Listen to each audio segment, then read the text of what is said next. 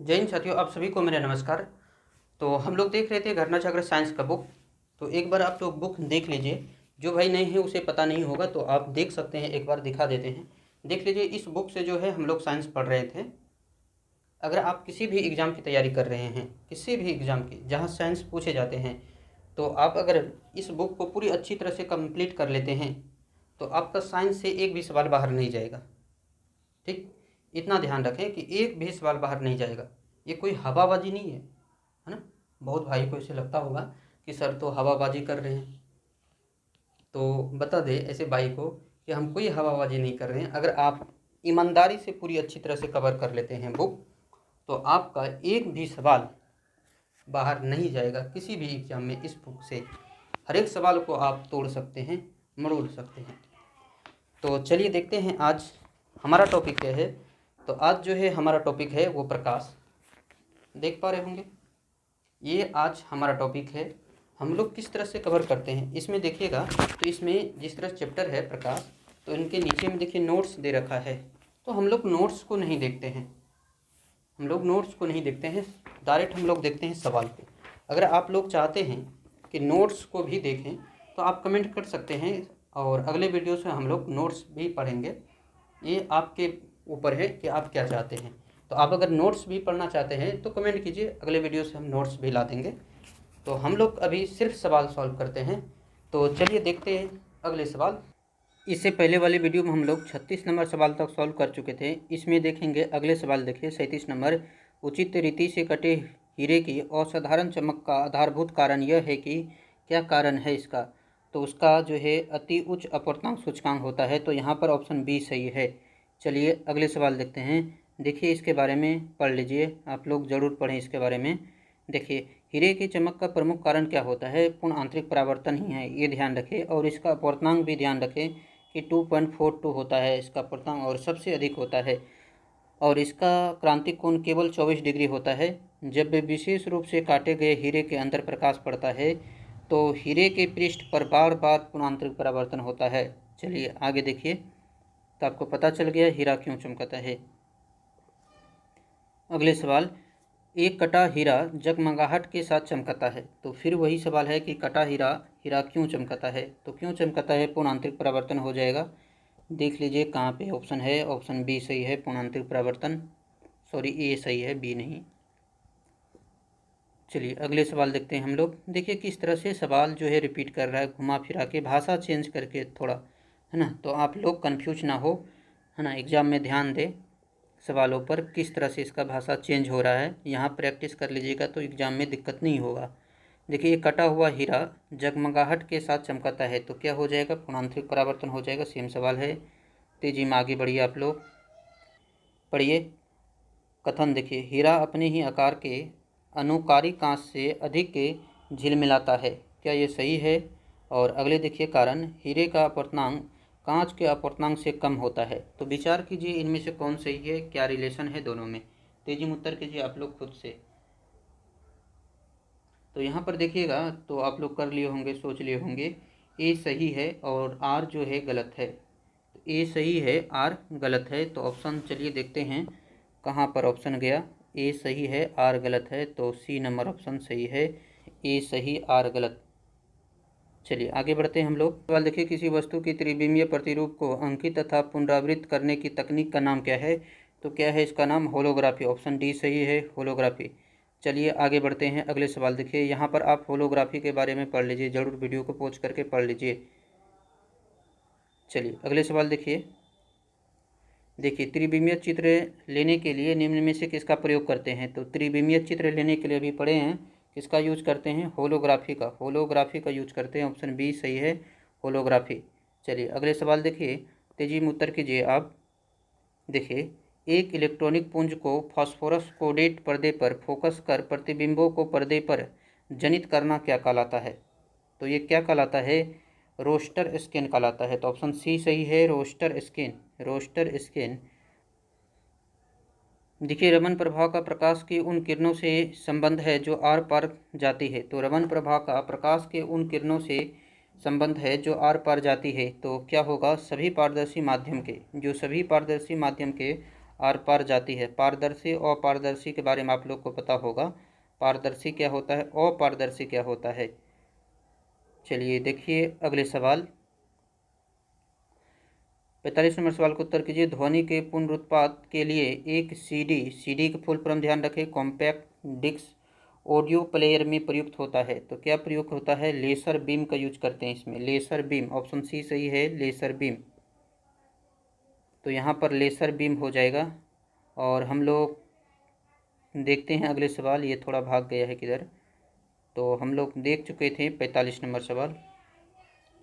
चलिए देखिए अगले सवाल, एक सीडी ऑडियो एवं वीडियो प्रणालियों में प्रयुक्त होने वाले कॉम्पैक्ट डिस्क सूर्य के प्रकाश में देखी जाती है तो इंद्रधनुष के समान रंग दिखाई देते पड़ते हैं। इसमें इंद्रधनुष के समान रंग दिखाई पड़ते हैं, इसकी व्याख्या की जा सकती है।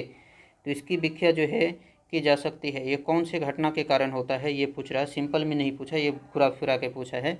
तो आप लोग कीजिए, उत्तर कीजिए क्या होगा। तो 46 नंबर का तेजी में उत्तर कीजिए क्या होगा। तो आप लोग सोच लिए होंगे क्या होगा, परावर्तन एवं विवर्तन की परिघटना के आधार पर ये इसकी व्याख्या की जा सकती है, परावर्तन एवं विवर्तन। चलिए अगले सवाल देखते हैं। तो यहाँ पर ए सही था, परावर्तन और विवर्तन। आप लोग डिटेल खुद से पढ़े। तो देखिए, दीर्घ तरंगदैर्घ्य वाले प्रकाश का प्रकीर्णन लघु तरंगदैर्घ्य वाले प्रकाश से कहीं अधिक होता है।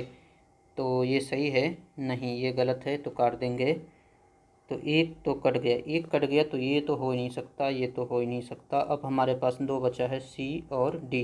सी और डी में सही होगा कोई। और आप दूसरे नंबर पढ़िएगा, तो जल में दृश्य प्रकाश की गति निर्वात में गति का 0.95 गुना होता है।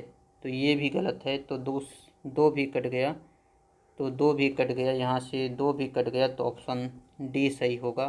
तो आप लोग उत्तर कीजिएगा ऑप्शन डी।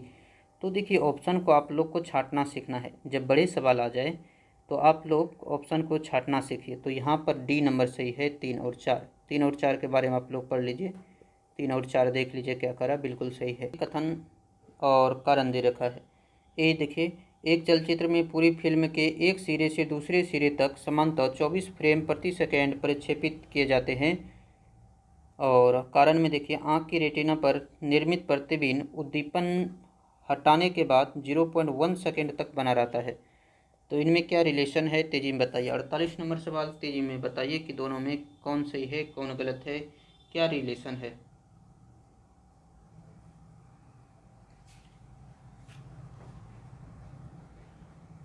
तो आप लोग कर लिए होंगे, क्या पता चला आपको कि ए सही है और जो आर है वो क्या है, गलत है।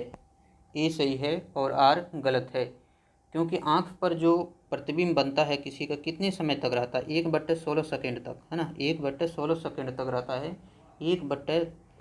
अगर इसको तोड़िएगा तो 1/10 सेकेंड होगा ना। तो आँख पर जो है प्रतिबिंब 1/10 नहीं होता, 1/16 सेकेंड तक बना रहता है। तो इसलिए आर गलत है, ए सही है। चलिए देखिए, तो यहाँ पर क्या हो जाएगा, ए सही है आर गलत, तो ऑप्शन सी सही है। तो यहाँ पर आप लोग कर लीजिएगा ऑप्शन सी सही, ए सही आर गलत। चलिए अगले सवाल देखते हैं हम लोग। यहाँ पर देख लीजिए, 1/16 सेकेंड तक बना रहता है ये आँख पर कोई भी चीज़ का प्रतिबिंब। देखिए 49 नंबर सवाल, तेजी में उत्तर कीजिए 49 नंबर सवाल का। दूरदर्शन के संकेत एक निश्चित दूरी के बाद नहीं मिल सकते, क्योंकि। तो दूरदर्शन का संकेत एक निश्चित दूरी के बाद नहीं मिल सकते, क्यों नहीं मिलते हैं। तो क्या हो जाएगा उत्तर, पृथ्वी की सतह वक्राकार है। तो ऑप्शन डी सही है कि पृथ्वी की सतह क्या है, वक्राकार है। चलिए अगले सवाल देखिए, 50 नंबर सवाल।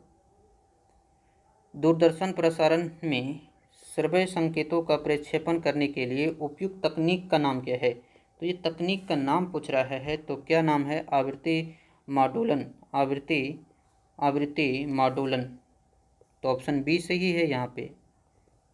अगले सवाल देखिए, यहाँ पर आप पढ़ लीजिए। देखिए अगले सवाल, दृष्टिपटल जिसे रेटिना बोलते हैं पर जो चित्र बनता है तो वो कैसा चित्र बनता है, दृष्टिपटल पे एक कैसा चित्र बनता है, फास्ट में उत्तर कीजिए, है ना, वस्तु के बराबर पर उल्टा सीधा क्या बनता है, तेजी में आप सब पढ़े होंगे, तेजी में बताइए। 51 नंबर सवाल, फास्ट में कीजिए 51 नंबर सवाल का उत्तर। तो क्या होगा? तो देखिए, जो रेटिना पर प्रतिबिंब बनता है वो वस्तु से छोटा पर लेकिन उल्टा बनता है। वस्तु से छोटा और उल्टा बनता है, तो ये ध्यान रखें। हमारे आँख में जो है ना रेटिना में प्रतिबिंब उल्टा बनता है, उसे मस्तिष्क सीधा करते हैं। अभिनेत्र लेंस द्वारा किसी वस्तु का किस प्रकार का प्रतिबिंब रेटिना पर बनाया जाता है? तो अभिनेत्र लेंस द्वारा किसी वस्तु का किस प्रकार का प्रतिबिंब रेटिना पर बनाया जाता है? तो किस प्रकार का प्रतिबिंब बनता है? उल्टा और वास्तविक, उल्टा तथा वास्तविक, उल्टा और वास्तविक बनता है। तो ऑप्शन सी सही है, उल्टा एवं वास्तविक। अगले सवाल देखिए, क्या मुख्य कारण है कि एक आंख की अपेक्षा दो आंख का होना अधिक उपयुक्त है? ऐसा सोचिए, इंसानों के पास एक आंख होता तो क्या होता? हर एक जानवर के पास एक आंख होता तो क्या होता? दो आंख है तो क्या है? क्या फायदा है दो आंख का? तो क्या कारण है कि इस कारण से दूरी और गहराई का एहसास होता है। दूरी और गहराई के बारे में हमें आभास होता है, एहसास होता है। चलिए अगले सवाल देखिए, तो यहाँ पर ऑप्शन डी सही था। अगले सवाल देखिए, पूर्ण सूर्य ग्रहण के दौरान सूर्य को सीधे देखने से आंख में अपरिवर्तनीय क्षति पहुँचती है। रेटिना का जलना सूर्य की किरणों के निम्न घटक में से किस एक के कारण होता है? तो किसके कारण ऐसा होता है? तो ऐसा जो है सूर्य से निकलने वाले अल्ट्रावायलेट प्रकाश के कारण होता है। यूवी अल्ट्रावायलेट प्रकाश के कारण होता है, ध्यान रखें। तो यहाँ पर ऑप्शन सी सही है। चलिए इसके बारे में पढ़ते हैं। देखिए, पूर्ण सूर्य ग्रहण के दौरान जब सूर्य का प्रभाव मंडल चंद्रमा से पूरी तरह ढक जाता है तो उस समय सूर्य को नंगी आँखों से देखा जा सकता है। उस समय हम जो है सूर्य को देख सकते हैं, कोई दिक्कत नहीं। परंतु आंशिक वलयकार या पूर्ण सूर्य ग्रहण के आंशिक चरण को नंगी आँख से देखना सुरक्षित नहीं है, क्योंकि इस दौरान सूर्य से निकलने वाले उच्च तरंगदैर्घ्य के पराबैंगनी विकिरण से आँखों को अपरिवर्तनीय क्षति पहुंच सकती है। तो इतना ध्यान रखें। तो चलिए हम लोग इस वीडियो में यहीं तक रहते हैं और 55 नंबर से सवाल सॉल्व करेंगे अगले वीडियो में।